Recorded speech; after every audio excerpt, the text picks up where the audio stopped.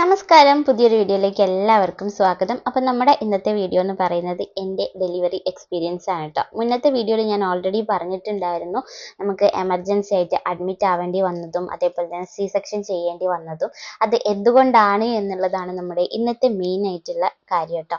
അപ്പോൾ നമ്മളെ വാവ വന്നിട്ട് 1.5 മാസമൊക്കെ ആയിട്ടുണ്ട്. ഇപ്പോഴാണ് എനിക്ക് ഇതൊക്കെ ഒന്ന് വീഡിയോ എഡിറ്റ് ചെയ്യാനും അതേപോലെ തന്നെ വോയിസ് കൊടുക്കാനൊക്കെ പറ്റിയിട്ടുണ്ടായിരുന്നത്. അതിൻ്റെ ഇടയ്ക്ക് കുറേ പ്രശ്നങ്ങളും കാര്യങ്ങളൊക്കെ വന്നിട്ടുണ്ടായിരുന്നു. അതൊക്കെ എന്താണെന്നുള്ളത് ഞാൻ അടുത്ത വീഡിയോയിൽ പറയാം കേട്ടോ.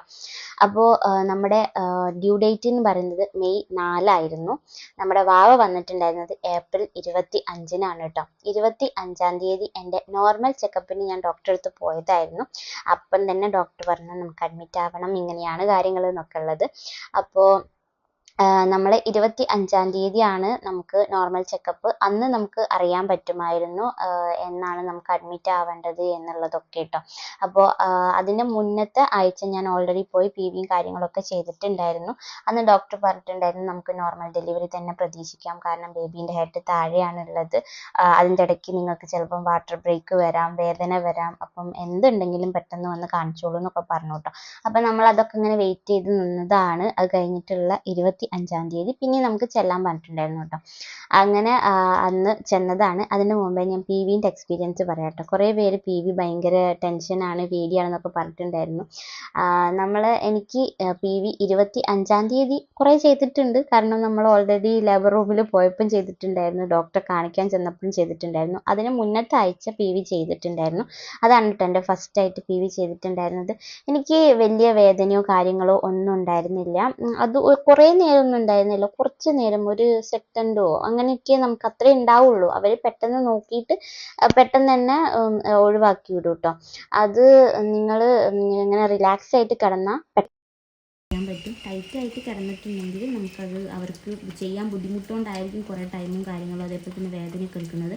പിന്നെ അതേപോലെ തന്നെ PV ചെയ്യുന്നതിന് മുമ്പേ നമ്മൾ യൂറിൻ പാസ് ചെയ്ത് പോവുകയാണെങ്കിൽ നമുക്ക് അത്രയും വേദന ഉണ്ടാവില്ല കേട്ടോ. ഞങ്ങളുടെ ഡോക്ടർ ഓൾറെഡി നമ്മളോട് ചോദിക്കുന്നുണ്ട്, നിങ്ങൾ യൂറിൻ പാസ് ചെയ്ത് വന്നതാണോ ഇല്ലെങ്കിൽ ചെയ്തിട്ട് വരും എന്നൊക്കെ കേട്ടോ. അതൊക്കെ ഓൾറെഡി ഞാൻ ചെയ്ത് വന്നതുകൊണ്ട് തന്നെ എനിക്ക് വലിയ പെയിനും കാര്യങ്ങളൊന്നും ഉണ്ടായിരുന്നില്ല. പിന്നെ 25 തീയതി ഡോക്ടർ ചെക്ക് ചെയ്ത സമയത്തും എനിക്ക് വേദന ഉണ്ടായിരുന്നില്ല. അത് കഴിഞ്ഞിട്ട്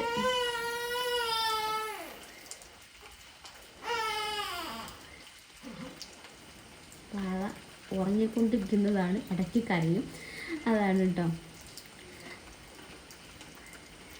അപ്പോൾ ലേബർ റൂം കയറിയ സമയത്ത് ഒരു വട്ടമായിട്ട് എനിക്ക് വേദന ഫീൽ ചെയ്തിട്ടുണ്ട്. അതും ഭയങ്കര സഹിക്കാൻ പറ്റാത്ത വേദനയൊന്നുമല്ല, ചെറുതായിട്ട് സഹിക്കാൻ പറ്റുന്നൊരു വേദനയിലാണ് PV ലേബർ റൂം ചെയ്തിട്ടുണ്ടായിരുന്നത്. അതിൻ്റെ മുന്നേ ചെയ്തിട്ടുണ്ടായിരുന്ന PVയും കാര്യങ്ങളൊന്നും എനിക്ക് വേദനയൊന്നും ഉണ്ടായിരുന്നില്ല കേട്ടോ. പിന്നെ ഓൾറെഡി ലേബർ പെയിൻ എടുത്തിരിക്കുന്നവർക്ക് PV ചെയ്ത വേദന ഉണ്ടോയെന്ന് ചോദിച്ചാൽ എനിക്കറിയില്ല, എക്സ്പീരിയൻസ് ഇല്ലാത്തത് കൊണ്ട് തന്നെ. ചിലവരങ്ങനെ പറയുന്നത് കേട്ടിട്ടുണ്ട്, വേദന ഉള്ള സമയത്ത് PV ചെയ്യുമ്പോൾ സഹിക്കാൻ പറ്റില്ലാന്ന്. അങ്ങനെ നമ്മൾ ഡോക്ടറെ കാണിക്കാൻ ചെന്നു. ഞാനും മോളൂസും കൂടിയാണ് കേട്ടോ ഡോക്ടറെ കാണിക്കാൻ പോയിട്ടുണ്ടായിരുന്നത്. അപ്പോൾ ഞാനിങ്ങനെ ഡോക്ടറോട് ഇങ്ങനെ ഒരു ഡൗട്ട് പറഞ്ഞതാണ്, എന്താ ഡോക്ടറെ ഇങ്ങനെ പാൻറ്റീൻ്റെ മുകളിൽ ഇങ്ങനെ 2-3 ഡ്രോപ്പായിട്ട് ഇങ്ങനെ ചെറിയ നനവ് കാണുന്നുണ്ട്, അതെന്താണെന്ന് നോക്കാൻ പറഞ്ഞു കേട്ടോ. അപ്പോൾ ഡോക്ടറിന് ചിലപ്പം നമുക്കത് വൈറ്റ് ഡിസ്ചാർജിൻ്റെ ഇതായിരിക്കും, വൈറ്റ് ഡിസ്ചാർജ് ഉണ്ടെങ്കിൽ ചിലപ്പോൾ അങ്ങനെ വരാറുണ്ട്, അപ്പോൾ അതിൻ്റെ ആയിരിക്കും, എന്തായാലും നമുക്ക് നോക്കാമെന്ന് പറഞ്ഞു കേട്ടോ. അങ്ങനെ ഡോക്ടർ ചെക്ക് ചെയ്ത സമയത്ത് ഡോക്ടർ പറഞ്ഞു ഇത് വൈറ്റ് ഡിസ്ചാർജിൻ്റെ അല്ല, ഫ്ലൂയിഡ് ലീക്കേജ് ആണെന്ന് പറഞ്ഞു. എപ്പോഴെങ്കിലും ഇങ്ങനെ ഫ്ലൂയിഡ് ലീക്കായ പോലെ തോന്നിയിട്ടുണ്ടായിരുന്നു എന്ന്. അപ്പോൾ നമ്മൾ 25 തീയതി ഡോക്ടറെ കാണിക്കുന്നതിൻ്റെ 2 ദിവസം മുന്നേ എനിക്ക് ഭയങ്കരമായിട്ട് ഇങ്ങനെ വിയർത്ത് കുളിക്കുന്നൊരു ഫീല് വന്നിട്ടുണ്ടായിരുന്നു കേട്ടോ. കാരണം മൊത്തം ഇന്ന സ്ഥലത്തൊന്നുമില്ല, ഡ്രസ്സ് മൊത്തം വയർത്ത് കുളിച്ചിട്ടുണ്ട്. എനിക്ക് ഭയങ്കരമായിട്ട് ക്ഷീണം തോന്നി, തല കറങ്ങുന്ന പോലെയൊക്കെ തോന്നിയിട്ടുണ്ടായിരുന്നു. അപ്പോൾ ഞാൻ വിചാരിച്ചത് ചൂട് കൊണ്ടായിരിക്കും. അതേപോലെ തന്നെ നമ്മുടെ പാൻറ്റീൻ്റെ 2 സൈഡിലൊക്കെ ആയിട്ട് വെള്ളം പോലെയൊക്കെ ഉണ്ടായിരുന്നു കേട്ടോ. അപ്പോൾ അതൊക്കെ ആ സമയത്ത് നല്ല ചൂടായതുകൊണ്ട് തന്നെ ഞാൻ വിചാരിച്ചു ചൂട് കൊണ്ടായിരിക്കും എന്ന് വെച്ച് ഞാനത് കാര്യമാക്കി എടുത്തില്ല. കാരണം ഫ്ലൂയിഡ് നമ്മളെ വാട്ടർ ബ്രേക്ക് എന്ന് പറയുമ്പോൾ ഞാൻ മനസ്സിലാക്കി വെച്ചിട്ടുണ്ടായിരുന്നു, അതായത് ഞാൻ വീഡിയോയിലൊക്കെ കണ്ടിട്ടുണ്ടായിരുന്നു അങ്ങനെയാണ്. അപ്പോൾ ഈ യൂറിൻ പോകുമ്പോൾ അത്രയും ക്വാണ്ടിറ്റിയിൽ വാട്ടർ പോകുമെന്നാണ് ഞാൻ വിചാരിച്ചിട്ടുണ്ടായിരുന്നത് കേട്ടോ. നമ്മൾ വീഡിയോ ഒക്കെ കാണുന്നതൊക്കെ അങ്ങനെയാണല്ലോ, പക്ഷെ അങ്ങനെയല്ല കേട്ടോ. നിങ്ങൾ ആരെങ്കിലും അങ്ങനെ ചിന്തിച്ചിരിക്കുന്നുണ്ട് എന്നുണ്ടെങ്കിൽ അങ്ങനെയല്ല. നമ്മൾ ഫ്ലൂയിഡ് ഇങ്ങനെ ലീക്കായി പോകുന്നതും ഒരു വാട്ടർ ബ്രേക്കിൻ്റെ ഇതാണ്. അപ്പോൾ അത് ശ്രദ്ധിക്കുക. പാൻറ്റി എപ്പോഴെങ്കിലും നിങ്ങൾക്ക് നനഞ്ഞ ഒരു ഫീലോ കാര്യങ്ങളൊക്കെ വരുന്നുണ്ടെന്നുണ്ടെങ്കിൽ പെട്ടെന്ന് പെട്ടെന്ന് തന്നെ ഡോക്ടറെ കാണിക്കുക കേട്ടോ. അത് എനിക്ക് മനസ്സിലാവാത്തത് കൊണ്ടാണ് ഇങ്ങനൊരു നോർമൽ ഡെലിവറി സി സെക്ഷനിലേക്ക് പോകേണ്ടി വന്നത് തന്നെ മെയിനായിട്ട് അതാണ് കേട്ടോ. അപ്പോൾ ഞാനിങ്ങനെ ഡൗട്ട് പറഞ്ഞതാണ്, കാരണം അത്രയും ഇങ്ങനെ വേർത്ത് കുളിച്ചിട്ടുണ്ടായിരുന്നു. പിന്നെ അത് നനവ് ബ്രേക്ക് ആയതാണെന്ന് പറയാൻ പറ്റുമോ എന്നറിയില്ല, കാരണം മൊത്തമായിട്ട് ഞാൻ വേർത്ത് കുളിച്ചിട്ടുണ്ടായിരുന്നു എന്ന് പറഞ്ഞു. അപ്പോൾ ഡോക്ടർ പറഞ്ഞത് എന്നായിരുന്നു, അപ്പോൾ നമ്മൾ 2 ദിവസം മുന്നേ ആണെന്ന് പറഞ്ഞപ്പോൾ ഞാൻ ഡോക്ടർ ഇനി നമുക്ക് വെയിറ്റ് ചെയ്യാൻ പറ്റില്ല, ഓൾറെഡി വാട്ടർ ലീക്കായിട്ട് 48 മണിക്കൂറിൻ്റെ മേലെയായി. നമ്മൾ വാട്ടർ ബ്രേക്കായി 48 മണിക്കൂറിനുള്ളിൽ ബേബീനെ പുറത്തെടുത്തിട്ടില്ല എന്നുണ്ടെങ്കിൽ അമ്മയ്ക്കും കുഞ്ഞിനും 2 പേർക്കും പ്രശ്നമാണ്. അതേപോലെ തന്നെ വാവയ്ക്ക് ഇൻഫെക്ഷൻ കയറാം, എന്തും സംഭവിക്കാം, അമ്മയ്ക്കും ഇൻഫെക്ഷൻ വരാം എന്നൊക്കെ പറഞ്ഞു കേട്ടോ. അപ്പോൾ നമുക്ക് പെട്ടെന്ന് തന്നെ സ്കാൻ ചെയ്യാം, ഫ്ലൂയിഡിൻ്റെ അളവ് എത്രയാണെന്ന് നോക്കാം, എന്നിട്ട് അളവിനനുസരിച്ച് നമ്മൾ ഇതാക്കേണ്ടി വരും എന്ന് പറഞ്ഞു കേട്ടോ. അങ്ങനെ ഞങ്ങൾ പെട്ടെന്ന് തന്നെ പോയി സ്കാൻ ചെയ്തപ്പം 7.6 ഇതുണ്ടായിരുന്നത്, വാട്ടർ ഉണ്ടായിരുന്നത്. അതായത് നമ്മുടെ അമ്നിയോട്ടിക് ഫ്ലൂയിഡ് ഇല്ലേ, വാവ കിടക്കുന്ന ആ ഫ്ലൂയിഡ്, അത് 7.6 ഉണ്ടായിരുന്നുള്ളൂ. മിനിമം 8 വേണമായിരുന്നു. അപ്പോൾ നമ്മുടെ അത്രയും കുറഞ്ഞു പോയി. ഇനി നമ്മൾ വാവേനെ അതിൻ്റെ അകത്ത് വെച്ചിട്ടുണ്ടെങ്കിൽ വാവയ്ക്ക് ഇൻഫെക്ഷനും വരാം, അതേപോലെ തന്നെ നമുക്ക് വാവേനെ കിട്ടുമെന്ന് തന്നെ സംശയമാണ് എന്നുള്ളത് ഡോക്ടർ പറഞ്ഞു. അപ്പോൾ പെട്ടെന്ന് തന്നെ അഡ്മിറ്റ് ആവണം. മൈക്ക് ഞാൻ കുറച്ച് അടുപ്പിച്ച് വെച്ചിട്ടുണ്ട് കേട്ടോ, പുറത്ത് നല്ല മഴ ആയതുകൊണ്ട് വെള്ളത്തിൻ്റെ സൗണ്ടാണ് കിട്ടുന്നതെന്ന് എനിക്കൊരു ഡൗട്ട്, അതുകൊണ്ട് ഞാൻ മൈക്ക് ഇങ്ങനെ പിടിക്കുന്നുണ്ട് കേട്ടോ. അപ്പോൾ നമ്മൾ ഹോസ്പിറ്റലിൽ ചെന്ന് സ്കാനിങ് കാര്യങ്ങളൊക്കെ ചെയ്തൊരു 12 മണിയായി. അപ്പം ഡോക്ടർ പറഞ്ഞു പെട്ടെന്ന് തന്നെ നമുക്ക് അഡ്മിറ്റ് ആവണം, അമ്മേനെ വിളിച്ചോളാൻ പറഞ്ഞിട്ട്. അപ്പോൾ നമ്മുടെ വീടിൻ്റെ തൊട്ടടുത്ത് തന്നെയാണ് ഹോസ്പിറ്റൽ, അതുകൊണ്ട് തന്നെ അമ്മേനെ പെട്ടെന്ന് വിളിച്ചു. അമ്മ വേഗം വന്നു. നമ്മൾ ഓൾറെഡി ബാഗ് പാക്കൊക്കെ ചെയ്ത് വെച്ചതുകൊണ്ട് തന്നെ ആ കാര്യത്തിൽ ടെൻഷനും കാര്യങ്ങളൊന്നും ഉണ്ടായിരുന്നില്ല കേട്ടോ. നമുക്ക് പെട്ടെന്ന് അത് കൊണ്ടുവരാൻ മാത്രമേ ഉണ്ടായിരുന്നുള്ളൂ. അങ്ങനെ നമ്മൾ വേഗം തന്നെ ലേബർ റൂമിലേക്ക് പോയി. അവിടെ ചെന്ന് അവർ വേദനയ്ക്കുള്ള മരുന്ന് തന്നു. അതേപോലെ തന്നെ അവർക്ക് ഇൻഫെക്ഷൻ കയറാതിരിക്കാൻ വേണ്ടിയിട്ട് ഹൈ ഡോസിൽ ആൻറ്റിബയോട്ടിക്കും തന്നിട്ടുണ്ട്, അതേപോലെ തന്നെ വേദനയ്ക്കുള്ള മരുന്നും തന്നിട്ടുണ്ടായിരുന്നു കേട്ടോ. അപ്പോൾ 1 മണിക്ക് നമുക്ക് വേദനയ്ക്കുള്ള മരുന്ന് തന്നിട്ടുണ്ട്. ഒരു 6 മണി ആവുന്നത് വരെ വേദന വന്നിട്ടില്ല എന്നുണ്ടെങ്കിൽ പിന്നെ നമുക്ക് സി സെക്ഷൻ ചെയ്യാതെ വേറെ വഴിയില്ല എന്ന് പറഞ്ഞിട്ടുണ്ടായിരുന്നു. അങ്ങനെ ഞാൻ ലേബർ റൂമിലേക്ക് നമ്മളെ ഈ ഡോക്ടർ ചെക്ക് ചെയ്യുന്ന സ്ഥലത്ത് നിന്നിട്ട് ലേബർ റൂമിലേക്ക് പോയത് മാത്രമേ എനിക്ക് ഓർമ്മയുള്ളൂ. അതിൻ്റെ ഇടയ്ക്ക് ഞാൻ ആരെയും കണ്ടില്ല. ഞാൻ അവരെ കൂടെ ഇങ്ങനെ പോയി. അപ്പം തന്നെ നമ്മളെ ഡ്രസ്സ് മാറ്റാൻ പറഞ്ഞു, വെള്ള ഡ്രസ്സ് എടുത്തിട്ടു. അവർ വയറ്റിൽ അവിടെ നമ്മുടെ ബേബീൻ്റെ ഹാർട്ട് ബീറ്റും അതേപോലെ മൂവ്മെൻറ്റും അറിയാൻ വേണ്ടിയിട്ടുള്ള സംഭവം വെച്ച് തന്നു. അങ്ങനെയൊക്കെയായിരുന്നു. അതുകൊണ്ട് വീട്ടുകാരോടും കൂടുതൽ കാര്യങ്ങളൊന്നും നമുക്ക് സംസാരിക്കാനൊന്നും നമുക്ക് നേരം കിട്ടിയിട്ടുണ്ടായിരുന്നില്ല. അപ്പോൾ ലേബർ റൂമിൽ ചെന്ന് ഇവർ ഈ കാര്യങ്ങളൊക്കെ ചെയ്യുന്നുണ്ട്. അതിൻ്റെ ഇടയ്ക്ക് ഞാൻ ലൈവായിട്ടൊരു നോർമൽ ഡെലിവറി കണ്ടു കേട്ടോ. ആ ചേച്ചീൻ്റെ കരച്ചിലും ബാവ വരുന്നതും ഒക്കെ ഞാൻ നോർമലായിട്ട് കണ്ടിട്ടുണ്ടായിരുന്നു. അങ്ങനെ നമ്മൾ കുറേ നേരം ഇങ്ങനെ വെയിറ്റ് ചെയ്തു. ഒരു 5 മണിയൊക്കെ ആവുന്നത് വരെ നമ്മളിങ്ങനെ വെയിറ്റ് ചെയ്തിട്ടുണ്ട്. അതിൻ്റെ ഇടയ്ക്ക് ഞാൻ കുറേ ഇങ്ങനെ പ്രാർത്ഥിച്ചു, ഭഗവാനെ നോർമൽ ഡെലിവറി തന്നെ ആയാൽ മതിയായിരുന്നു, സി സെക്ഷൻ ആയിട്ടുണ്ടെങ്കിൽ ആഫ്റ്റർ സി സെക്ഷൻ കുറേ അനുഭവിക്കാനുണ്ട് എന്നുള്ളതൊക്കെ കൊണ്ടൊക്കെ തന്നെ അങ്ങനെ കുറേ പ്രാർത്ഥിച്ച്. പിന്നെ ഏകദേശമൊക്കെ ഒരു സമയമായപ്പോൾ തന്നെ നമുക്ക് തോന്നി ഇനി എന്തായാലും സി സെക്ഷനിലേക്ക് പോവുള്ളൂ എന്ന്. അതിൻ്റെ ഇടയ്ക്ക് അമ്മ അവിടെ വർക്ക് ചെയ്തതുകൊണ്ട് തന്നെ അമ്മേനെ അറിയുന്ന കുറേ പേര് ഉണ്ടായിരുന്നു കേട്ടോ. എന്നെ അറിയുന്ന കുറേ ചേച്ചിമാരും ഒക്കെ ഉണ്ടായിരുന്നു. ഡോക്ടറാണെങ്കിലും സിസ്റ്റർമാരൊക്കെ കുറേ പേര് അറിയായിരുന്നു കേട്ടോ. അപ്പോൾ അവർ വന്നിട്ട് നമ്മളെ കുറേ സമാധാനിപ്പിക്കുന്നുണ്ട്. ഫ്ലൂയിഡ് ഓൾറെഡി ലീക്കായതാണ്, വാട്ടർ ബ്രേക്കൊക്കെ വന്നതല്ലേ, അതുകൊണ്ട് പെട്ടെന്ന് വേദന വരും. അങ്ങനെയാണ് സാധാരണ കേട്ടോ. വാട്ടർ ബ്രേക്ക് വന്നു കഴിഞ്ഞാൽ പിന്നെ കുറേ നേരത്തേക്ക് പെട്ടെന്ന് തന്നെ ഡെലിവറി നടക്കാറുണ്ട്.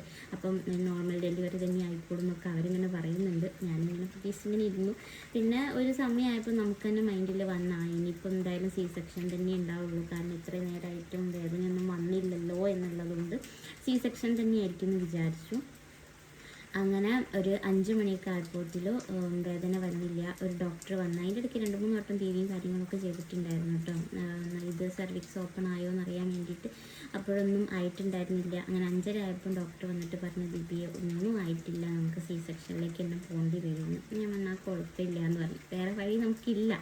അങ്ങനെ അതിൻ്റെ ഇടയ്ക്ക് ഒരു ഡോക്ടർ വന്നിട്ട് നമ്മുടെ കോൺട്രാക്ഷൻ ഇല്ലേ, വേദന, അത് നോക്കുന്നുണ്ടായിരുന്നു കേട്ടോ. അതിലത്ര 20 സെക്കൻഡ് നീണ്ടു നിൽക്കുന്ന വേദനയാണെന്നുണ്ടെങ്കിൽ നമുക്ക് നോർമൽ ഡെലിവറി, അതായത് പെട്ടെന്ന് തന്നെ ഡെലിവറി വരാൻ ചാൻസ് ഉണ്ട്. പക്ഷേ 20 സെക്കൻഡ് ഉണ്ടായിരുന്നില്ല, അതിലും കുറവായിരുന്നു. അതുകൊണ്ട് ഇനി പ്രതീക്ഷിച്ചിരുന്നിട്ട് കാര്യമില്ല, ജസ്റ്റ് വേദന സ്റ്റാർട്ട് ചെയ്യുന്നേ ഉണ്ടായിരുന്നുള്ളൂ. അപ്പോൾ ആ വേദന വരണമെങ്കിൽ തന്നെ ഇനിയും മണിക്കൂർ നേരം വെയിറ്റ് ചെയ്യണം. അത്രയും നേരം നമുക്ക് വെയിറ്റ് ചെയ്യാൻ ടൈമില്ല, കാരണം നമ്മുടെ ബേബി അകത്ത് ഡേഞ്ചർ സ്ഥലത്താണുള്ളത്. അതുകൊണ്ട് നമുക്ക് അത്രയും നേരം വെയിറ്റ് ചെയ്യാൻ പറ്റില്ല എന്നിങ്ങനെ പറഞ്ഞിട്ടുണ്ടായിരുന്നു കേട്ടോ. അപ്പം ഞാൻ ഓൾറെഡി എൻ്റെ മൈൻഡിൽ ഞാൻ സെറ്റ് ചെയ്തു, ഇനി C-സെക്ഷൻ ആയിരിക്കും എന്നുള്ളത് ഓൾറെഡി സെറ്റ് ചെയ്തു. അങ്ങനെ ഒരു 5:30 ആയപ്പോഴത്തിൽ നമ്മുടെ അനസ്തേഷ്യൻ്റെ ഡോക്ടർ വന്ന് നമ്മളോട് ചോദിച്ചു, ദിവ്യയെ മുന്നേ ഏതെങ്കിലും സർജറിയും കാര്യങ്ങളൊക്കെ ചെയ്തിട്ടുണ്ടോ, അപസ്മാരമുണ്ടോ, ആസ്മയുണ്ടോ, എന്ത് BP ഷുഗർ അങ്ങനെ എന്തെങ്കിലുമൊക്കെ പ്രശ്നമുണ്ടോ എന്നൊക്കെ ചോദിച്ചു. ഒന്നുമില്ല എന്ന് പറഞ്ഞു.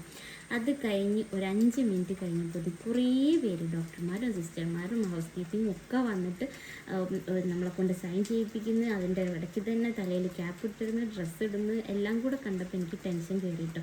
അതുവരെ ഞാൻ ഓക്കെ, എനിക്ക് കോൺഫിഡൻ്റ് ഉണ്ട്, എന്നെക്കൊണ്ട് പറ്റുമെന്നുള്ള ആ ഒരു ഇതിൽ ഞാൻ ധൈര്യത്തിൽ നിൽക്കുകയായിരുന്നു. പക്ഷേ ഒരു 5 മിനിറ്റ് കൊണ്ട് ഇതെല്ലാം ചെയ്തപ്പോൾ തന്നെ എനിക്ക് ടെൻഷൻ കയറിയോ, എനിക്കെന്തോ വലിയ സംഭവിക്കാൻ പോവാണ്. അതിൻ്റെ ഇടയ്ക്ക് അവർ മാസ്ക് വെച്ചിരുന്നുണ്ട്, അതായത് ഓക്സിജൻ മാസ്ക്, കാരണം ഓക്സിജൻ്റെ ലെവൽ പറ്റ കുറഞ്ഞെന്നും പറഞ്ഞിട്ട് ഓക്സിജൻ മാസ്ക് വെക്കുന്നുണ്ട്. അതിൻ്റെ ഇടയ്ക്ക് അവിടെ ഉള്ള ഒരാൾക്ക് ഇങ്ങനെയൊന്നും ചെയ്യാത്തത് കൊണ്ട് തന്നെ മാസ്ക്, അതായത് ഓക്സിജൻ മാസ്ക് പോലും വെക്കാത്തതുകൊണ്ട് തന്നെ എനിക്കിതൊക്കെ വെച്ചപ്പോൾ ഞാൻ വിചാരിച്ചു എനിക്കെന്തോ വലിയെന്തോ പ്രശ്നമാണെന്നുള്ളത്. അങ്ങനെ ടെൻഷൻ കയറി. ഇതൊക്കെ ഇട്ട് കഴിഞ്ഞ് എനിക്ക് വിറയ്ക്കാൻ തുടങ്ങി. പിന്നെ വിയർപ്പും വന്നു കേട്ടോ, ഭയങ്കരമായിട്ട് വിയർത്ത് വലിക്കാനും തുടങ്ങി. അങ്ങനെ ഞാൻ ഫാനും AC ഒക്കെ ഉള്ള ലേബർ റൂമിൽ നിന്ന് വിയർത്ത് വിളിച്ചിട്ട് ഞാൻ ഇരിക്കുന്നത് കണ്ടപ്പോൾ ഡോക്ടർ ചോദിച്ചു എന്തെങ്കിലും പ്രശ്നമുണ്ടോ. എന്നിട്ട് ഞാൻ പറഞ്ഞില്ല, എല്ലാം കൂടെ കണ്ടപ്പോൾ ടെൻഷൻ കയറിയതാണ്. അപ്പോൾ ഡോക്ടർ പറഞ്ഞു കുഴപ്പമൊന്നുമില്ല, പേടിക്കേണ്ട ആവശ്യമൊന്നുമില്ല എന്ന് പറഞ്ഞു. അങ്ങനെ പിന്നത്തേക്ക് സ്ട്രക്ചർ വന്നു. നമ്മളെ OT-യിലേക്ക്, ഓപ്പറേഷൻ തിയേറ്ററിലേക്ക് കൊണ്ടുപോകുന്നതിന് മുമ്പേ അമ്മേനെയും മോളൂസിനെയും അനിയാട്ടിനെയും കണ്ട് സംസാരിച്ചു. അമ്മ ഓൾറെഡി അവിടെ വർക്ക് ചെയ്തിട്ടുണ്ട്, OT-യിലൊക്കെ നിന്നതുകൊണ്ട് തന്നെ അമ്മയ്ക്ക് ഒരു ഐഡിയ ഉണ്ട് എത്ര നേരം കൊണ്ട് എല്ലാം കഴിയുന്നു. അപ്പോൾ അമ്മ എന്നോട് പറഞ്ഞു പെട്ടെന്ന് തീരും, പേടിക്കേണ്ട ആവശ്യമില്ല. പേടി മാത്രമേ ഉണ്ടായിരുന്നുള്ളൂ, എന്നാലും ധൈര്യം സംഭരിച്ച് OT-യിൽ കയറിയിട്ട് അവിടെ ഓൾറെഡി എന്നെ അറിയുന്ന ചേച്ചിയൊക്കെ ഉണ്ടായിരുന്നു. അപ്പോൾ അവരൊക്കെ സമാധാനിപ്പിച്ച് പേടിക്കേണ്ട ആവശ്യമില്ല, എല്ലാം പെട്ടെന്നാകും എന്നൊക്കെ പറഞ്ഞു കേട്ടോ. അങ്ങനെ നമ്മൾ ആ ടേബിളിൻ്റെ മുകളിൽ കിടത്തി അനസ്തേഷ്യ തരാൻ വേണ്ടിയിട്ട് ഇങ്ങനെ ചരിഞ്ഞ് വളഞ്ഞ് കിടക്കണം, അതായത് വാവകൾ വയറ്റിൽ എങ്ങനെ കിടക്കുന്നു അതേപോലെ ഇങ്ങനെ ചുരുണ്ട് കിടക്കണമെന്ന് പറഞ്ഞു കേട്ടോ. അങ്ങനെ ചുരുണ്ട് കിടന്ന് ഒരു വട്ടം അനസ്തേഷ്യ വെച്ചു. ഓക്കെ, എനിക്ക് കുഴപ്പമൊന്നും ഉണ്ടായിരുന്നില്ല, വേദനയും കാര്യങ്ങളൊന്നുമില്ല. രണ്ടാമതും വെച്ചു, അതും കുഴപ്പമുണ്ടായിരുന്നില്ല. പിന്നെ 3, 4 അങ്ങനെ കണ്ടിന്യൂസ് ആയിട്ട് ഒരു 10-12 വട്ടെങ്കിലും ഇഞ്ചക്ഷൻ വെച്ചിട്ടുണ്ടാവും കേട്ടോ. അത് എന്നെക്കൊണ്ട് താങ്ങാനേ പറ്റിയിട്ടുണ്ടായിരുന്നില്ല, ഭയങ്കര പെയിൻഫുള്ളായിരുന്നു. അനസ്തേഷ്യ എന്ന് കേട്ടിട്ടുള്ളത് ഞാൻ ഒരു ഇഞ്ചക്ഷനിൽ നമ്മുടെ ശരീരം തരിക്കും എന്നാണ് കേട്ടോ. നമ്മളിങ്ങനെ ഡെലിവറി ഒക്കെ കണ്ടിട്ടില്ലേ, നടുപ്പുറത്ത് ഒരു ഇഞ്ചക്ഷൻ വെക്കും, ആ ഇഞ്ചക്ഷൻ നമുക്ക് ലൈഫ് ലോങ് നടുവേദനയായിട്ട് മാറും എന്നുള്ളതൊക്കെ അങ്ങനെയാണ് എൻ്റെ ഒരു മൈൻഡിൽ കേട്ടോ. അപ്പോൾ ഞാനിങ്ങനെ വിചാരിക്കും ചെയ്തു, എന്തിനാണ് ഈശ്വര അവർ ഇത്രയും മാത്രം ഇങ്ങനെ ഇഞ്ചക്ഷൻ വെക്കുന്നത്. പിന്നെ ഞാൻ വിചാരിച്ചു ഇനി ഓരോ നമ്മുടെ ബോഡി പാർട്ടിലേക്ക് വേണ്ട ഇഞ്ചക്ഷൻ ആയിരിക്കും ഇത്രമാത്രം കുത്തുണ്ടാവുക കേട്ടോ. പിന്നെ 1, 2, 3 ഒക്കെ ഞാൻ അങ്ങനെ സഹിച്ചിരുന്ന് കുഴപ്പമൊന്നും ഉണ്ടായിരുന്നു. പിന്നെ കുത്തുന്നതൊക്കെ കാലുമിലേക്ക് ഒരുമാതിരി തരിപ്പ് കയറാൻ തുടങ്ങി. പിന്നെ എനിക്ക് സഹിക്കാൻ പറ്റുന്നുണ്ടായിരുന്നില്ല, ഭയങ്കരമായിട്ട് കരയാനൊക്കെ തുടങ്ങിയിട്ട് തീരെ എന്നെ കൊണ്ട് പറ്റുന്നില്ല, അമ്മാതിരി ആ ഒരു തരിപ്പ് പോകുന്നുണ്ടായിരുന്നു. അങ്ങനെ ഞാൻ കരഞ്ഞ് വിളിക്കാൻ തുടങ്ങി. പിന്നെ അവസാനം നമ്മുടെ അനസ്തേഷ്യ ഏറ്റു കേട്ടോ. അങ്ങനെ നമ്മളെ തിരിച്ച് കിടത്തി ആ സ്പോട്ടിൽ പിന്നെ എനിക്ക് അരയ്ക്കും മേപ്പോട്ട് ഫുള്ള് വിറയൽ, കൈയൊക്കെ കിടന്ന് വിറക്കലായിരുന്നു. അതിൻ്റെ ഇടയ്ക്ക് ആ വിറയൽ മാറ്റാൻ വേണ്ടിയിട്ട് അവർ ഇഞ്ചക്ഷൻ വെച്ച് തരുന്നുണ്ട്. മൈൻഡിൽ ഞാൻ കൺട്രോൾ ചെയ്യാൻ ശ്രമിക്കുന്നുണ്ടെങ്കിലും എന്നെക്കൊണ്ട് പറ്റാത്ത രീതിയിൽ അങ്ങനെ വിറക്കിയായിരുന്നു കേട്ടോ. അങ്ങനെ നമ്മളെ ഈ അനസ്തേഷ്യ ചെയ്ത് തിരിച്ച് കിടത്തി ഒരിത്തിരി കഴിഞ്ഞപ്പോഴത്തേലും ഒരു വാവേൻ്റെ കരച്ചിൽ കേട്ടു കേട്ടോ. അപ്പം ഞാൻ വിചാരിച്ചു അത് വേറെ ഏതെങ്കിലും വാവയായിരിക്കും, മുന്നേ അവിടെ ഉണ്ടായിരുന്നതായിരിക്കും. കാരണം അത്രയും സമയം ഉണ്ടായിരുന്നുള്ളൂ, പെട്ടെന്ന് തന്നെ വാവേൻ്റെ കരച്ചിൽ കേട്ടു. അപ്പോൾ എന്തായാലും എൻ്റെ വാവയായിരിക്കില്ലല്ലോ, കാരണം അത് നമ്മുടെ ഓരോ ലെയർ കീറി വരണമല്ലോ, അപ്പം സമയം എടുക്കുമല്ലോ എന്നുള്ള ആ ഒരു മൈൻഡിലാണ് ഞാൻ നിൽക്കുന്നത്. അപ്പോൾ നമ്മുടെ വാവ തന്നെയാട്ടോ. നമ്മുടെ വാവേൻ്റെ ഇത് പുറത്തെടുത്തപ്പോൾ തന്നെ വാവ കരഞ്ഞിട്ടുണ്ടായിരുന്നു. ഇതൊന്നും എനിക്ക് ഓർമ്മയില്ല, കാരണം എനിക്ക് അങ്ങനെ ശരീരം വിറക്കിയായിരുന്നു, വിറയിലും എത്ര നേരം അത് കണ്ടിന്യൂ നിന്നും എനിക്ക് തന്നെ അറിയില്ല കേട്ടോ. അവർ സ്റ്റിച്ചിടുന്ന സമയത്തൊക്കെ ഞാൻ ഇങ്ങനെ വിറച്ചുകൊണ്ടിരിക്കുകയാണ്. അതിൻ്റെ ഇടയ്ക്ക് ഓക്സിജൻ ലെവൽ കുറഞ്ഞിട്ട് പിന്നെ ഓക്സിജൻ മാസ്ക് വയ്ക്കുന്നുണ്ട്, വേറെ എന്തൊക്കെയോ ഇഞ്ചക്ഷൻ വയ്ക്കുന്നുണ്ട്, അങ്ങനെ എന്തൊക്കെയോ ചെയ്തിട്ടുണ്ടായിരുന്നു. അങ്ങനെ സിസേറിയനൊക്കെ കഴിഞ്ഞ് നമ്മളെ OT-ന്ന് പുറത്ത് വരുമ്പോൾ ഞാൻ അമ്മേനോടും മോശനോടും അനിയനോടൊക്കെ സംസാരിച്ചു, വാവനെ കണ്ടോ എന്നൊക്കെ ചോദിച്ചു. പിന്നെ എന്നെ നേരെ ICU-ലേക്ക് കൊണ്ട് കിടത്തി. പിന്നെ വാവേനെ NICU-ലാണ് കൊണ്ടുപോയത് കേട്ടോ. വാവയ്ക്ക് മഞ്ഞ ഉണ്ടായിട്ടോ പിന്നെ വെയിറ്റ് പ്രശ്നം ഒന്നും ഉണ്ടായിരുന്നില്ല. അപ്പോൾ വാവ ബേബി ബോയിയാണ്. 25-ാം തീയതി രാത്രി 7:22 വാവ വന്നിട്ടുണ്ടായിരുന്നത്. ബേബി ബോയിയാണ്. അങ്ങനെ NICUവിൽ കിടത്തിയിട്ടോ. ബേബി വെയിറ്റും എല്ലാം ഓക്കെയാണ്, മഞ്ഞ ഉണ്ടായിട്ടൊന്നുമല്ല. കാരണം നമ്മൾ എമർജൻസി അഡ്മിറ്റ് ആയതുകൊണ്ട് തന്നെ നമുക്ക് വാർഡും കാര്യങ്ങളോ റൂമോ ഒന്നും കിട്ടിയിട്ടുണ്ടായിരുന്നില്ല. അപ്പോൾ ഡോക്ടർ പറഞ്ഞ് എന്തായാലും അമ്മ ICU കിടക്കല്ലേ, അപ്പോൾ വാവനെ NICU കിടത്താമെന്ന് പറഞ്ഞിട്ട് അങ്ങനെ കിടത്തിയതാണ് കേട്ടോ. അങ്ങനെ എന്നെ ICU കൊണ്ട് കിടത്തി. എത്രയോ മണിക്കൂർ കഴിഞ്ഞപ്പോൾ പിന്നെ വാവേനെ പാല് കൊണ്ടുവരാൻ വേണ്ടിയിട്ട് കൊണ്ടുവന്നു. അപ്പോഴാണ് ഞാൻ ശരിക്കും വാവേൻ്റെ മുഖം കാണുന്നത് കേട്ടോ. അതിന് മുമ്പേ നമ്മൾ OTന്ന് ഓപ്പറേഷൻ തിയേറ്ററിൽ നിന്ന് നമുക്ക് വാവേനെ കാണിച്ചു തന്നിട്ടുണ്ടെങ്കിലും ആ സമയത്ത് എനിക്ക് ട്രോമയും വേദനയും എന്തൊക്കെയോ ആയതുകൊണ്ട് തന്നെ കറക്റ്റായിട്ട് നമുക്ക് വാവേൻ്റെ മുഖം ഓർമ്മയുണ്ടായിരുന്നില്ല. അങ്ങനെ പാല് കൊടുക്കാൻ വന്നപ്പോൾ വാവേനെ കണ്ടു. കുറച്ച് നേരം ആ സമയത്തും ആൾക്ക് കീപ്പോട്ട് ഫുള്ള് തരിപ്പാണല്ലോ, നമുക്കൊന്നും നമ്മൾ ചെയ്യണമെന്ന് വിചാരിക്കുന്നുണ്ടെങ്കിലും ചെയ്യാൻ പറ്റാത്ത ആ ഒരു സാഹചര്യത്തിലായിരുന്നല്ലോ. അങ്ങനെ വാവേനെ ഇടയ്ക്കിടയ്ക്ക് എത്രയും മണിക്കൂർ കൂടുമ്പോൾ വാവേനെ പാൽ കൊടുക്കാൻ കൊണ്ടുവരുന്നുണ്ട്. അപ്പോൾ ഞാൻ 25-ാം തീയതി രാത്രി ICU കിടന്നിട്ട് പിറ്റേന്നാണ് നമ്മളെ വാർഡിലേക്ക് മാറ്റുന്നത്. പിറ്റേന്ന് വൈകുന്നേരമാണ് നമ്മളെ വാർഡിലേക്ക് മാറ്റുന്നത് കേട്ടോ. അപ്പോൾ വാർഡിൽ ചെന്നപ്പോൾ ഞാനിങ്ങനെ എൻ്റെ എക്സ്പീരിയൻസ് ഇങ്ങനെ കുറേ പേരോട് പറഞ്ഞു, എനിക്ക് ഇത്രയും ഇഞ്ചക്ഷൻ വെച്ചിട്ടുണ്ട്, അങ്ങനെയാണോ നിങ്ങൾക്ക് എന്നൊക്കെ ചോദിച്ചപ്പോൾ അവർ പറഞ്ഞില്ല, അത് ഓരോരുത്തർക്ക് ചിലവർക്ക് അനസ്തേഷ്യ കയറില്ല, അതുകൊണ്ടായിരിക്കും. അപ്പോൾ 1-2 ഒക്കെ വട്ടം ചെയ്ത അനസ്തേഷ്യ കുത്തി വെച്ച ആൾക്കാരുണ്ട് കേട്ടോ. പക്ഷെ എനിക്ക് ഏറ്റവും കൂടുതൽ കുത്തി തന്നത്, അതുകൊണ്ട് തന്നെ നല്ല നടുവേദനയായിരുന്നു കേട്ടോ. പിറ്റേന്ന് അന്നത്തെ ദിവസമൊക്കെ നല്ല നടുവേദനയായിരുന്നു. അപ്പോൾ ഞാൻ ഞങ്ങളുടെ ഡോക്ടറോട് ഇങ്ങനെ പറഞ്ഞു, എനിക്ക് നടുവേദന ഉണ്ടെന്ന് പറഞ്ഞപ്പോൾ ഡോക്ടറിന് അത് അനസ്തേഷ്യൻ്റെ ആണ്, നല്ലോണം ഇങ്ങനെ നിവർന്ന് കിടന്നാൽ മതി. പിന്നെ കാലിനൊരു ഷോക്സ് ഇട്ട് തന്നിട്ടുണ്ടായിരുന്നു കേട്ടോ. അപ്പോൾ ICU കിടന്ന സമയത്താണ് എനിക്ക് ആ ഷോക്സ് ഇട്ട് തന്നത്. അപ്പോൾ ഞാൻ വിചാരിച്ചിട്ടുണ്ടായിരുന്നത് എനിക്ക് തണുത്തിട്ടായിരിക്കും ആ ഷോക്സ് ഇട്ട് തന്നത് കേട്ടോ. കാരണം എനിക്ക് നല്ല തണുപ്പുണ്ടായിരുന്നു, അപ്പോഴൊക്കെ ഇങ്ങനെ വിറയ്ക്കുന്നുണ്ടായിരുന്നു. അപ്പോൾ അങ്ങനെ ഷോക്സ് ഇട്ട് തന്നിട്ടുണ്ടായിരുന്നു. അതേപോലെ തന്നെ വെള്ളത്തിന് ദാഹിച്ചിട്ട് ഞാൻ സിസ്റ്ററോട് ചോദിച്ചു, സിസ്റ്റർ എത്ര മണിക്കൂർ കഴിഞ്ഞിട്ടാണ് വെള്ളം കുടിക്കാൻ പറ്റുക? സിസ്റ്റർ പറഞ്ഞാൽ 6 മണിക്കൂർ കഴിഞ്ഞിട്ടേ പറ്റും. ഇടയ്ക്കിടയ്ക്ക് ഞാൻ ചോദിക്കുന്നുണ്ട് കേട്ടോ, സമയമായോ, 6 മണിക്കൂറിൽ ഇനി എത്ര നേരമുണ്ട്, സമയമായോ? അങ്ങനെ 1 ഗ്ലാസ് വെള്ളമേ തന്നിട്ടുണ്ടായിരുന്നുള്ളൂ, അതിൽ കൂടുതൽ കുടിക്കണ്ടെന്ന് പറഞ്ഞു. പിറ്റേന്ന് രാവിലെ പിന്നെ ചായയും ബണ്ണും തന്നിട്ടുണ്ടായിരുന്നു. പിന്നെ ഒരു ഉച്ചയായപ്പോൾ കഞ്ഞി, ഇത്രയൊക്കെ തന്നെ ഉണ്ടായിരുന്നു കേട്ടോ. നല്ല വിശപ്പും ഉണ്ടായിരുന്നു, പിന്നെ കഴിക്കാൻ പറ്റൂലല്ലോ. അങ്ങനെ നമ്മൾ അവിടെ നിന്ന് ICUന്ന് തന്നെ അവർ തുടപ്പിച്ചൊക്കെ തരുന്നുണ്ടായിരുന്നു കേട്ടോ. അതിൻ്റെ ഇടയ്ക്ക് നമ്മളെ ഡെലിവറി കഴിഞ്ഞിട്ട് ഫസ്റ്റായിട്ട് നമ്മൾ വയറ് കാണുമല്ലോ, വയറ് കാണുന്ന സമയത്ത് ഫുള്ള് ബ്ലാക്കാണ്. അപ്പോൾ ഞാൻ സിസ്റ്ററോട് ചെയ്യൂടോ സിസ്റ്റർ ഇതെന്ത് പറ്റിൻ്റെ വയറിന്, കാരണം അതുവരെ നമുക്ക് ബ്ലാക്കും കാര്യങ്ങളൊന്നും ഇല്ലാത്തതുകൊണ്ട് തന്നെ ഡൗട്ട് വന്നു, അയ്യോ എന്തോ പ്രശ്നമാണോ എന്ന്. അപ്പോൾ സിസ്റ്റർ ആയിരുന്നു കുഴപ്പമൊന്നുമില്ല, നോർമലാണ്, കുറേ കാലം മാറിക്കോളും എന്ന് പറഞ്ഞിട്ടോ. ഇതൊക്കെ ലൈഫിൽ നമ്മളെ ഫസ്റ്റ് എക്സ്പീരിയൻസ് ആയതുകൊണ്ടാണ് ഞാൻ ഇതൊക്കെ പറയുന്നത്. അയ്യോ നിങ്ങളാണല്ലോ ലോകത്തിലെ ആദ്യത്തെ അമ്മ, അങ്ങനെയല്ല, നമ്മൾ ലൈഫിൽ ഫസ്റ്റത്തെ എക്സ്പീരിയൻസ് ഇതാണ്. അങ്ങനെ നമ്മൾ വാർഡിൽ ചെന്നു, വാർഡിലുള്ള അവരുടെ എക്സ്പീരിയൻസ് ഒക്കെ ചോദിച്ചു. ഡോക്ടറോട് ഞാൻ ഇങ്ങനെ ബാക്ക് പെയിൻ ഉണ്ടെന്ന് പറഞ്ഞപ്പോൾ ഡോക്ടർ പറഞ്ഞു അത് അനസ്തേഷ്യൻ്റെ ആണ്, കുറച്ച് ദിവസത്തേക്ക് ഉണ്ടാവും, നിങ്ങൾ നേരെ കിടക്കണം, അതേപോലെ തന്നെ ആ ഷോക്സ് 2 ദിവസത്തേക്ക് ഇടണം, മാറ്റണ്ടെന്ന് പറഞ്ഞു. പിന്നെ പിറ്റേന്ന് എനിക്ക് കാല് നല്ല നീരൊക്കെ വന്നിട്ടുണ്ടായിരുന്നു കേട്ടോ. കുറച്ച് ദിവസം നീരും കാര്യങ്ങളൊക്കെ ഉണ്ടായിരുന്നു. പിന്നെ ഡോക്ടർ എനിക്ക് മരുന്ന് തന്നിട്ടാണ് ആ നീര് പോയിട്ടുണ്ടായിരുന്നത്. ഡെലിവറിക്ക് മുന്നേ എനിക്ക് നീരൊന്നും കാലിന് വന്നിട്ടുണ്ടായിരുന്നില്ല. ആഫ്റ്റർ ഡെലിവറി എനിക്കൊരു 3-4 ദിവസത്തേക്ക് എന്തായാലും ഫുള്ള് നീരായിരുന്നു കേട്ടോ. നല്ല വേദനയുണ്ടായിരുന്നു കാലിന്. അങ്ങനെ അവിടെയുള്ള ഓരോരുത്തരുടെ എക്സ്പീരിയൻസ് ഒക്കെ ചോദിച്ചപ്പോൾ അവരാണ് പറഞ്ഞിട്ടുണ്ടായിരുന്നത്, ഫസ്റ്റത്തെ ദിവസം നമുക്ക് നല്ല പെയിൻ ആയിരിക്കും, കാരണം ആ അനസ്തേഷ്യൻ്റെ ആ തരിപ്പും കാര്യങ്ങളൊക്കെ പോയി കഴിഞ്ഞാൽ പിന്നെ നമുക്ക് സഹിക്കാൻ പറ്റാത്ത വേദനയായിരിക്കും. അപ്പോൾ വേദനയാണെന്ന് പറഞ്ഞിട്ട് അനങ്ങാണ്ടിരിക്കരുത്, പരമാവധി നടക്കണം, എന്നാൽ മാത്രമേ നമുക്ക് ആ വേദന കൺട്രോൾ ചെയ്യാൻ പറ്റുള്ളൂ എന്ന് പറഞ്ഞു കേട്ടോ. പിന്നെ ഈ സിസേറിയൻ ചെയ്തത് ആയതുകൊണ്ടാണ്, നോർമൽ ഡെലിവറിക്ക് എങ്ങനെയാണെന്ന് എനിക്കറിയില്ല കേട്ടോ.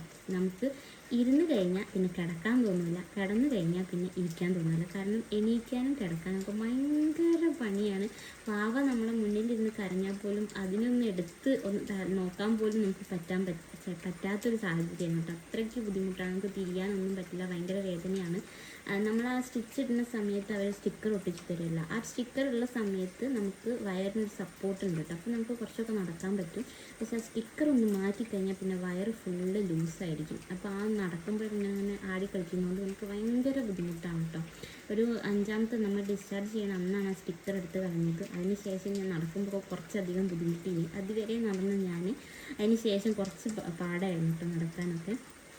പിന്നെ ഒരു 5 ദിവസം കഴിഞ്ഞപ്പോൾ നമ്മൾ ഡിസ്ചാർജ് ചെയ്തിട്ടുണ്ട്. ഡിസ്ചാർജ് ചെയ്ത് കഴിഞ്ഞതിന് ശേഷം നമുക്ക് കുറച്ചധികം ബുദ്ധിമുട്ടുകളൊക്കെ വന്നിട്ടുണ്ടായിരുന്നു. അത് ഞാൻ അടുത്ത വീഡിയോയിൽ പറയാട്ടോ, കാരണം ഓൾറെഡി നമുക്ക് വീഡിയോൻ്റെ ലെങ്ത്ത് കൂടിയിട്ടുണ്ട്. അപ്പോൾ അതിൻ്റെ കാര്യങ്ങളൊക്കെ ഞാൻ അടുത്ത വീഡിയോയിൽ പറയാം. അപ്പോൾ ഇതാണ് എൻ്റെ എക്സ്പീരിയൻസ് എന്ന് പറയുന്നത്. എനിക്ക് അനസ്തീഷ്യ എന്ന് കേൾക്കുമ്പോൾ ഭയങ്കര പേടിയാണ്. അതെൻ്റെ ലൈഫിലൊരു ട്രോമ എന്ന് തന്നെ പറയാം. അത്രയ്ക്കും പേടിയുള്ളത്. കാരണം സിസേറിയൻ ചെയ്ത് കഴിഞ്ഞിട്ടുള്ള വേദന ഉണ്ടെന്ന് ഇല്ല എന്നല്ല, പക്ഷെ എന്നാലും അതെനിക്ക് പിന്നെയും സഹിക്കാൻ പറ്റുമായിരുന്നു. പക്ഷെ ആ ഇഞ്ചക്ഷൻ വെക്കുന്ന സമയത്ത് നമ്മുടെ കാലുമ്മക്കൂടിയൊക്കെ പോകുന്ന ഒരു തരിപ്പ് അതെനിക്ക് തീരെ പറ്റുന്നുണ്ടായിരുന്നില്ല. അത്രയ്ക്ക് ബുദ്ധിമുട്ടായിരുന്നു കേട്ടോ. നമ്മളെ അറിയുന്ന ചേച്ചിയൊക്കെ കുറേ കരയേണ്ട അത് ശരിയാവും എന്നൊക്കെ പറയുന്നുണ്ട്. മൈൻഡിൽ എനിക്ക് അത് കൺട്രോൾ ചെയ്യണം തോന്നുന്നുണ്ട്. പക്ഷേ ഓട്ടോമാറ്റിക്കലി ഞാൻ കരഞ്ഞു വിളിച്ചൊക്കെ പരിവാക്കിയിട്ടുണ്ടായിരുന്നു കേട്ടോ. പിന്നെ അമ്മ അവിടെ വർക്ക് ചെയ്യുന്നതായതുകൊണ്ട് തന്നെ കുറേ ആൾക്കാർ നമുക്ക് നല്ല സപ്പോർട്ടൊക്കെ ഉണ്ടായിരുന്നു കേട്ടോ. എല്ലാവരും നല്ല സപ്പോർട്ടാണ്, പക്ഷെ എന്നാലും നമുക്ക് കുറച്ചും കൂടെ കെയറും കാര്യങ്ങളൊക്കെ കിട്ടിയിട്ടുണ്ടായിരുന്നു കേട്ടോ. അങ്ങനെ നമ്മൾ ഡിസ്ചാർജ് ചെയ്ത് വന്നു. അതിനുശേഷമുള്ള പ്രശ്നങ്ങൾ ഞാൻ അടുത്ത വീഡിയോയിൽ പറയാം.